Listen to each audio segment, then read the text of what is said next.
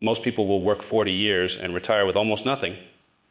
Not because they're lazy, not because they're unlucky, but because they spend 4 decades thinking like employees, even though they desperately want the life of owners. Let me tell you something that sounds harsh, but it will save you decades of financial mediocrity. The employee mindset is a psychological trap disguised as security. And if you don't learn to think differently, you'll reach 65 and realize something. Brutal job security and financial security are 2 completely different things. When I say thinking like an employee, I mean something very specific. You trade time for money. You wait for permission to act. You let someone else define what you're worth. You optimize for stability instead of understanding. You celebrate a paycheck but never stop to question the game. And I'll give you a truth most career counselors, HER departments, and managers will never tell you. Employment is an excellent income source, but a terrible wealth building strategy. Employment is designed to compensate you for your time. It is not designed to make you wealthy. That's not cynicism. That's mathematics. Your employer pays you just enough so you won't leave, but never enough to become financially independent. And it isn't malicious. They have to. If they paid you what your contribution is actually worth to the enterprise, they couldn't make a profit. And without profit, there is no business, there is no payroll, and there is no job. This is why I repeat the same line, show me the incentive, and I'll show you the outcome. Here's where it gets interesting. You can have a job and still think like an owner. You can collect a salary and still build wealth. But you cannot accomplish that by thinking like an employee. The shift isn't about quitting your job tomorrow. It's about understanding the difference between renting out your time and owning something that compounds. Because ownership, equity, intellectual property, business skills, asymmetric opportunities, that is what creates wealth, not a paycheck.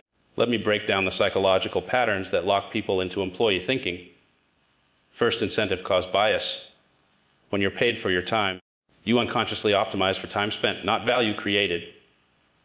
You start measuring yourself in hours instead of outcomes. If you're paid hourly, you actually make more when you take longer to finish. The incentive structure pulls your brain in the exact opposite direction of wealth creation. Second, authority tendency. Employees defer to bosses, managers, company policies. They wait for direction instead of thinking for themselves. But here's the uncomfortable truth. Your boss isn't paid to make you wealthy. They're paid to extract value from your time efficiently. They're optimizing for the enterprise, not for your net worth. And that's rational. But if you think like an employee, you never break out of that dynamic.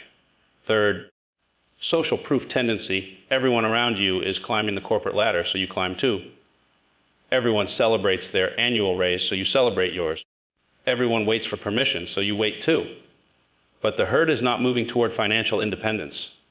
The herd is moving toward comfortable dependency. And if you follow them, you end up where they end up. Now invert the problem.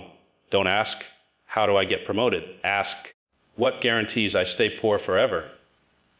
The answer is simple trading time for money with no ownership, consuming instead of investing, depending on a single employer. Never developing skills that compound, never understanding how wealth is actually created. Look at Warren Buffett early in his life. He worked at Graham Newman. He earned a salary. But he didn't think like an employee. He thought like an owner. He read annual reports every night. He studied businesses obsessively. He saved aggressively. He understood compounding better than anyone else around him. That thinking, not his job, made him wealthy. I lived the same principle. Early in my career, I was employed. I had a boss. I showed up. I did the work. But I never thought like an employee. I kept part of my mental bandwidth reserved for studying markets, understanding business dynamics, analyzing incentives, and allocating capital. My job paid the bills, but my mindset built my fortune. Here's the critical idea. Your job title does not define your competence. Your deep understanding does. An accountant can become an expert in real estate economics. A marketing coordinator can understand software business models. A customer service employee can learn to analyze companies better than Wall Street analysts. Competence is built through deliberate study, not through job descriptions. The mental model I want you to remember is this: separate your income source from your wealth strategy. Your job provides cash flow. But wealth comes from ownership, assets, equity, skills, and systems that compound without your constant labor. Most people confuse the two and spend their entire lives generating income but never building wealth. Look at Andrew Carnegie. He started as a telegraph operator making 2 pints a day a week. He could have stuck with employee thinking forever, but he didn't. He studied the economics of railroad steel capital allocation. He observed how systems created value. He saved capital and bought small ownership stakes. He spent his days working and his nights thinking like an owner.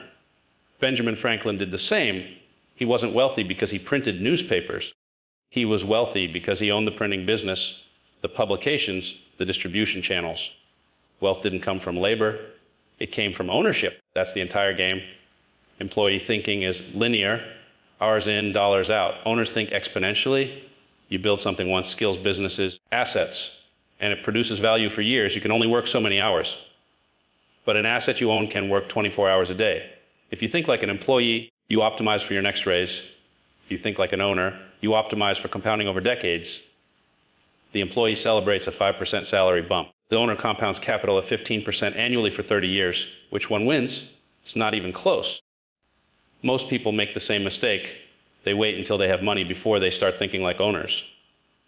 But the thinking must come first. You study businesses before you can afford to buy them. You understand real estate before you can purchase a property. You learn capital allocation before your first dollar of savings.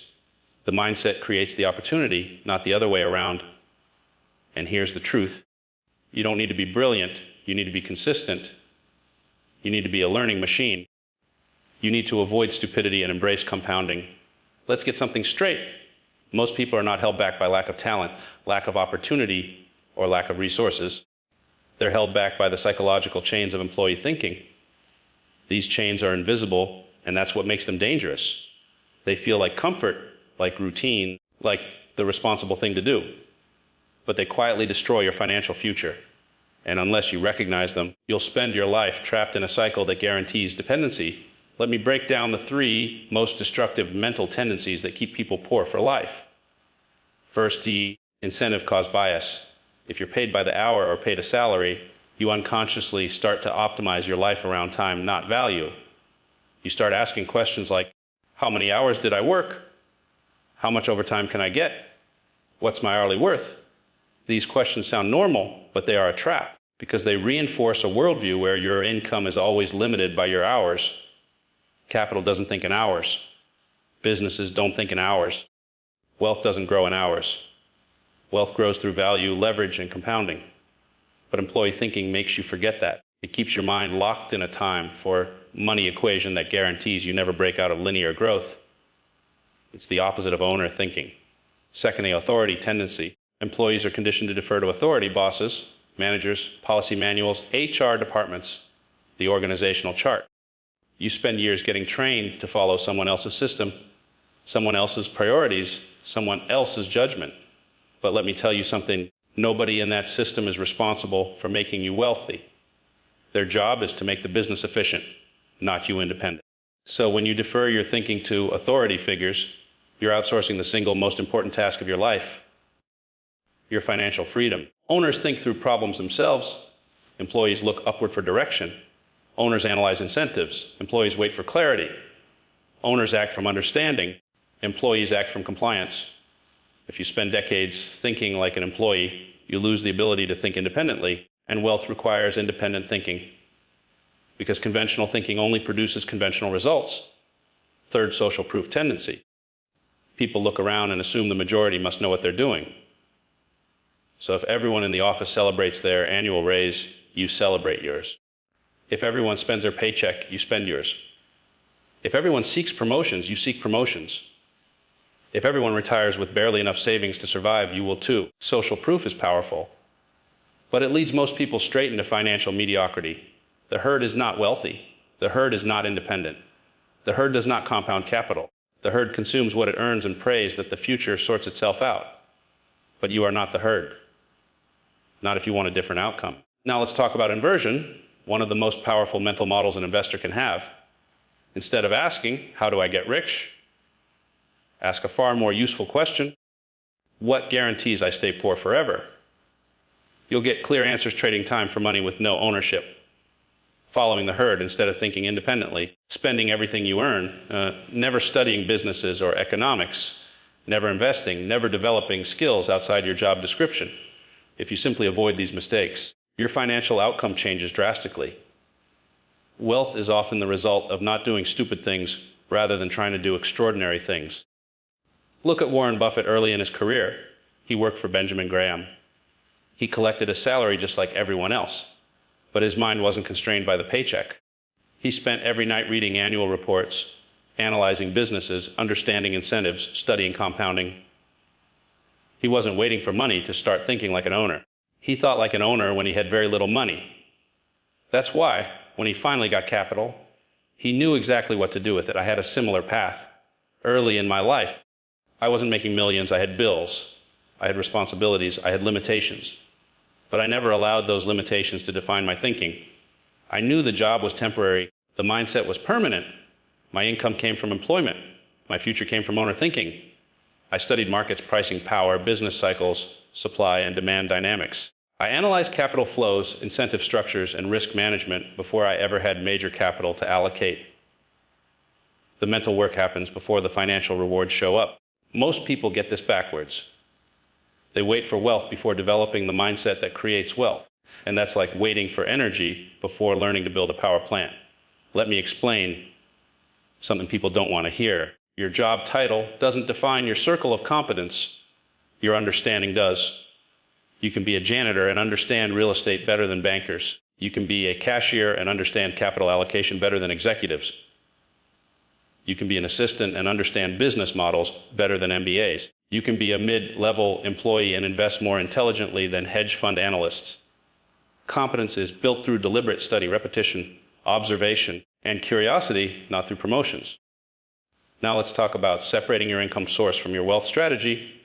This is one of the most important ideas you'll ever learn. Your job gives you cash flow. That's valuable. That gives you stability. But cash flow is not wealth. Cash flow pays your bills. Ownership builds your wealth. Never confuse the two. If all your energy goes into optimizing your income, you're missing the bigger game. Wealth comes from assets that appreciate and cash flows that compound. Businesses, real estate equity, intellectual property, skills with leverage, that's the path. And you can start it while working a regular job. Look back at history.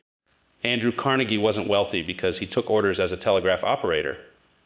He was wealthy because he studied business economics after work, developed relationships, learned capital allocation, and acquired small ownership stakes. He worked his job, but he thought like an owner. Benjamin Franklin wasn't wealthy because he printed newspapers. He was wealthy because he owned the printing operations, the distribution network, the publications themselves. Wealth comes from ownership, always has. Employee thinking is linear. Do task, get paid, gay repeat, gay retire dependent. Owner thinking is exponential. Build asset, asset compounds, reinvest, freedom. If you think like an employee, you optimize for the next raise. If you think like an owner, you optimize for financial independence. The employee celebrates a 5% raise. The owner compounds capital at 12%, 15%, or 20% over decades. Small raises don't change your life. Compounding does. But here's the biggest psychological trap of all. Most people wait until they have money to start thinking like owners. That's why they never escape the employee path. The mental shift comes first. The wealth comes later. Study businesses before you can afford to invest in them. Learn real estate before you can buy property. Learn capital allocation before you have savings. Develop owner thinking when the stakes are small, so you're prepared when the stakes are big. And above all, be a learning machine. Wealth doesn't require genius. It requires endurance, consistency, discipline, and the ability to avoid stupidity. That's how you escape employee thinking forever. David Tepper speaking in first person, bold, direct, brutally honest. You want to know something most people never understand until life slaps them across the face. Money doesn't care about your intentions. It doesn't care about your dreams, your hustle quotes, your late night motivation videos. Money only responds to one thing: control. Control of your emotions, control of your decisions, control of your risk. The reason most people stay stuck. They keep trying to earn their way out of problems instead of engineering their way out of problems. Let me explain. When I was younger, I used to believe that the harder I worked, the more money I'd make. Simple equation, right? Work hard, B, earn more, gay, eventually win. But life doesn't work like that. The world doesn't reward effort. It rewards strategy. And your strategy is only as powerful as the way you make decisions under pressure. If you cannot control yourself when everything is falling apart, then the market and life will control you. Most people never build wealth not because they're lazy, but because their decision-making collapses under uncertainty. They panic when things get bad, they freeze when things get unpredictable, and they chase when things feel good. And that cycle keeps them trapped forever. So in this segment, I want to break down the exact mindset shift that transformed me from a stressed out analyst with nothing but a broken car and a damaged ego into a billionaire who could write a 100 million check without blinking. It wasn't knowledge. It wasn't luck. It wasn't some secret contact or special access. It was something much more basic, much more powerful. I reprogrammed my emotional response to chaos. Now listen carefully, because most people get this wrong. You don't get rich by avoiding volatility. You get rich by using volatility as your weapon. When things become unpredictable, most people try to guess what happens next. They become fortune tellers. They assume they know what's coming. They anchor every decision to their personal opinions. And that is the most dangerous thing you can do, because the market doesn't care about your opinion. Reality doesn't care about your preference. The world doesn't reward you for being right. It rewards you for being prepared. When I was at Goldman Sachs, there was a moment that shaped the entire trajectory of my life. I was surrounded by people who were smarter than me, more educated than me, and more privileged than me. But they all had the same flaw. They were too confident in their ability to predict the future. I realized something then that changed everything. You don't need to know what will happen next. You only need to know what to do if it does. That is the beginning of asymmetric thinking. Rich people think in probabilities. Poor people think in predictions. Rich people build plans. Poor people hope for outcomes. Rich people prepare for both success and disaster. Poor people only prepare for success. You want to change your life. Then change the way you make decisions. Stop asking, what do I think will happen? Start asking, what will I do if it happens? This allows you to stay calm in chaos, because chaos stops being chaos. It becomes a set of scenarios you've already rehearsed. When I see the market dropping, I don't panic. I already know what I'll do. When the market is rising, I don't get greedy. I already know what I'll do. When the economy swings, when the world shakes, when everyone else runs in circles, I stay grounded because my decisions are not emotional, they're engineered. People always ask me, David, what separates the broke investor from the wealthy investor? I answer the same thing every time. The wealthy investor decides once. They set rules, they set boundaries, they set conditions, and then they follow them even when their emotions scream in the opposite direction. The broke investor decides every day. They change their mind every time the wind shifts. They trade based on fear. They invest based on hope. They exit based on panic. That's not investing, that's reacting. Let me tell you a story. During the financial crisis, one of the worst economic disasters in modern history, everything was collapsing. People were losing jobs, losing homes, losing their entire savings. The world looked like it was falling apart. And yet, that moment became the foundation of my wealth. Why? Because I wasn't trying to predict when things would bottom. I wasn't trying to guess what the Fed would do. I wasn't trying to time the panic. I had already in my playbook. If A happens, go I do X. If B happens, D I do Y. If C happens, G I do Z. No emotion, no drama, no panic. People love to call that genius. No, it's discipline. It's emotional engineering. I didn't get rich because I'm the smartest guy in the room. I got rich because I'm the calmest guy in the room. The most powerful financial skill you can develop is this: learn to sit still when your emotions demand movement. You think billionaires are constantly making moves, trading every day, jumping into every opportunity. They're not. We make fewer decisions, but we make them with more force, more clarity, and more conviction. You know who makes the most decisions? The people with the least money. Because their decisions are reactions, not strategies. Now here's the truth 99% of people don't want to hear. If you cannot control your impulses, you cannot control your wealth. Your wealth is a mirror of your emotional stability. If you panic easily, gay, you will lose money. If you get greedy easily, you will lose money. If you hesitate during good opportunities, you will lose money. If you chase trends without a plan, you will lose money. Wealth is built through thousands of micro decisions made with discipline. Poverty is built through thousands of micro emotions acted on without discipline. You want to change your finances, then change your emotional default settings. You want to build wealth fast, then rewire the way you respond to discomfort. You want to get ahead of everyone your age, then master the one skill nobody is willing to practice: calm thinking under pressure. Let me leave you with this before we move to the next segment. Volatility is not the enemy. Fear is not the enemy. Risk is not the enemy. The real enemy is lack of control. The moment you learn to stay steady when the world shakes, opportunity stops hiding from you. It starts running toward you. David Tepper, speaking in first person, intense, raw, reflective. Let me tell you something most people never realize until it's too late. Opportunity has an expiration date. Wealth has an expiration date. Even discipline has an expiration date. If you don't maintain it, it disappears like smoke. The biggest trap I see in people, especially those trying to climb out of the middle class, is this idea that they can fix their situation later. Later they'll save. Later they'll invest. Later they'll learn money. Later they'll take risks. Later they'll build something. Later they'll get serious. Let me be blunt with you. People who say later never win. They live their whole lives like they have a spare life waiting for them, a second chance, a reset button. But in money and wealth, in life, you don't get a reset button. You get one timeline, one compounding curve. And every year you delay, that curve becomes harder to climb. Now listen carefully, because this will be uncomfortable, but it's the truth. Your current life is the compound interest of your past decisions. Your future life will be the compound interest of the decisions you make today. Most people think wealth is built in big moments, big jobs, big opportunities, big investments, but it's not. Wealth is built in quiet, boring, consistent decisions you make when nobody is watching. Let me give you a mindset shift that changed my entire trajectory. If you can't manage 100,000, you'll never manage 100,000. If you can't manage a 100,000, you'll never manage 1 million.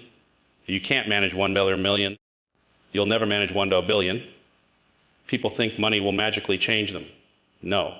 Money magnifies who you already are. If you're impulsive when you're broke, you'll be financially self-destructive when you're rich. If you're calm when you're broke, you'll be powerful when you're rich. Everyone sees the billionaire version of me today. Appaloosa management, the 2009 trades, the returns. But nobody sees the earlier version of me, the version that had to learn these lessons the hard way. There was a time I was broke, and believe me, it's not some cute origin story. It was humiliating. It was painful. I felt like I was drifting while everyone else had a map. I had student loans, a job that didn't respect me, and pressure so heavy I felt it in my chest every morning. But there was a moment, a very specific moment, where everything started to shift for me. It wasn't sudden. It wasn't glamorous. Nobody saw it. I simply got tired. Not tired like exhausted, tired of being the same person and expecting a different outcome. And I asked myself the one question that changes lives. If my life continues like this for 5 more years, will I be okay with that? The answer was no. So I made the decision that separates winners from losers. I decided to start moving while I was still unclear. Everyone waits for clarity. Everyone waits for confidence. Everyone waits for momentum. Everyone waits for the perfect plan. But successful people, they move while they are confused, uncertain, scared, and unprepared. Because they know this truth. Clarity comes from action, not from thinking. When I started Appaloosa in 1993, I didn't have perfect certainty. Nobody starting anything ever does. But I had something better, a willingness to move forward without knowing how everything would play out. But let's talk about something even deeper, something people misunderstand completely. Most people believe the opposite of wealth is poverty. It's not. The opposite of wealth is comfort. Comfort kills ambition. Comfort kills urgency. Comfort kills hunger. Comfort kills growth. Comfort teaches people that nothing bad is happening, so I don't need to change. But here's the irony. Nothing bad happening is sometimes the worst thing that can happen. When you're comfortable, your ambition sleeps. When you're comfortable, your vision narrows. When you're comfortable, you start rationalizing mediocrity. That's why I tell people, you don't need to hit rock bottom to change. You only need to stop lying to yourself. People lie to themselves every day. I'll start next Monday. I'll invest when I make more money. I'm waiting for the right time. I'm not ready yet. I need more information. And no, you don't. You need more courage. Information without courage is useless. Knowledge without action is wasted. Potential without execution is poverty. People ask me, David, what's the biggest reason people fail financially? I'll tell you, they overestimate the power of motivation and underestimate the power of systems. Motivation is emotional. Systems are structural. Motivation fades the moment life gets hard. Systems stay in place no matter how you feel. If your wealth building strategy relies on motivation, you will lose. If it relies on systems, you will win. When I built my financial foundation, I didn't rely on hype or excitement.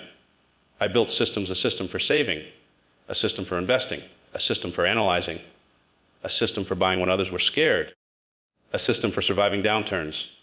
Here's the uncomfortable truth that very few people will admit. The reason they aren't where they want to be financially is because they're still acting like amateurs. Amateurs think they need inspiration. Professionals think they need discipline. Amateurs think in days. Professionals think in decades. Amateurs react to the moment. Professionals build for the future. If you want to separate yourself from 99% of people, do this: stop searching for motivation. Build systems instead. Success is not about intensity. It's about consistency. Intensity is easy. Anyone can be intense for a day. Consistency is rare. Few people can be consistent for years. And make no mistake, your future belongs to the version of you that shows up consistently, not the version that shows up emotionally. So let me leave you with something powerful before we move to the next segment. Your life is not waiting for more inspiration. Your finances are not waiting for better timing. Your future is not waiting for a perfect plan. Your future is waiting for you, the disciplined version of you, the serious version of you, the system-driven version of you. If you want to transform your life, stop asking when. Start asking, what system will I build today that my future self will thank me for? Because once you build your systems, wealth becomes automatic. Growth becomes natural. Success becomes unavoidable. David Tepper speaking in first person, grounded, brutally honest, high impact, life-changing tone. There's a point in every person's life where they realize something uncomfortable, but liberating. Nobody is coming to save you.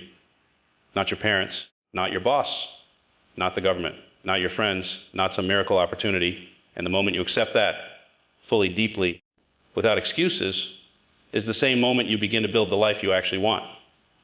Because here's the truth: every level of your life will demand a new version of you, a stronger version, a more disciplined version, a more emotionally controlled version, a version that doesn't crumble when things get hard. People love to talk about mindset like it's some motivational slogan, but mindset isn't quotes and positivity. Mindset is the operating system that dictates every financial, emotional, and strategic decision you make. If your operating system is outdated, your results will be outdated. If your operating system is weak, your outcomes will be weak. If your operating system is reactive, your life will be reactive. The day I realized this, I started rewriting my internal system from scratch. And that's what I want to talk to you about now, the internal rewiring process that separates the wealthy from the trapped. Let's start with something most people never question: their self-story. You see, everyone has a story about who they think they are. I'm not good with money. I'm always stressed. I grew up poor, so I'll always struggle. I don't have the talent. I don't have the connections. I lack confidence, and I lack confidence. I'm not built for wealth. People recite these lines like a script they never question. But here's the thing: your story is not who you are. It's who you decided to be. And you can rewrite that decision anytime you want. But people don't change their story because their story makes them comfortable. It gives them excuses. It protects their ego when they fail. It gives them something to blame. But your story can also kill your potential. The moment I changed my internal story from I'm the guy from a struggling background to I'm the guy who solves problems no one else can solve, my entire life changed. Not because the world changed, but because I changed the character I was playing. Let me give you one of the most important truths I've learned. Your identity drives your behavior, and your behavior drives your destiny. Change your identity and your destiny follows. Most people spend their lives trying to change their circumstances instead of changing themselves. They want a better job without becoming a better thinker.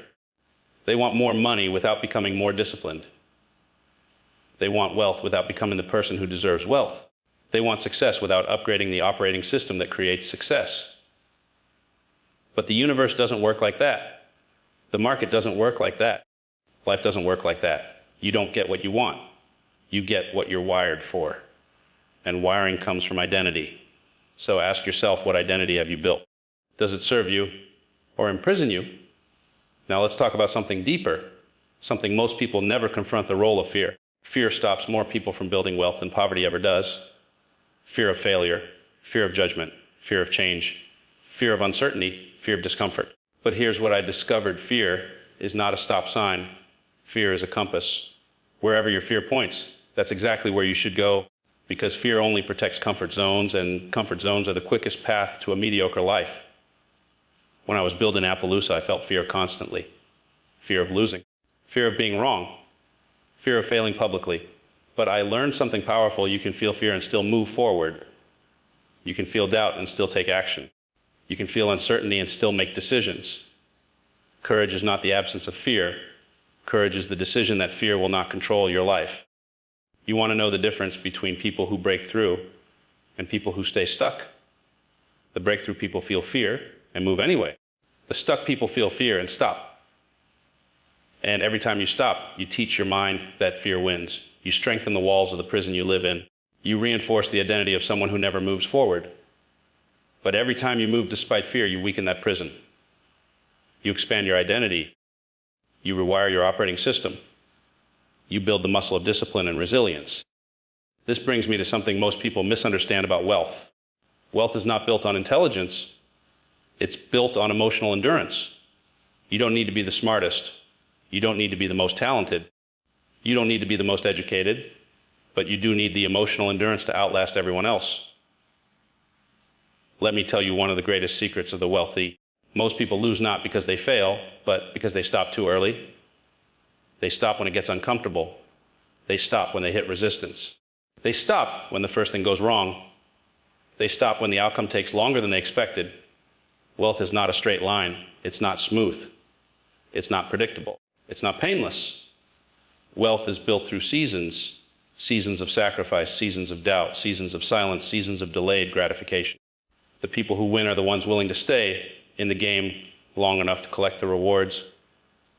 Let me give you an image that changed my life. Imagine two people digging for gold. Both dig for years. Both struggle. Both suffer. Both doubt. One stops digging a few inches from massive wealth. The other keeps going for just a little bit longer and hits the vein. That's the real world.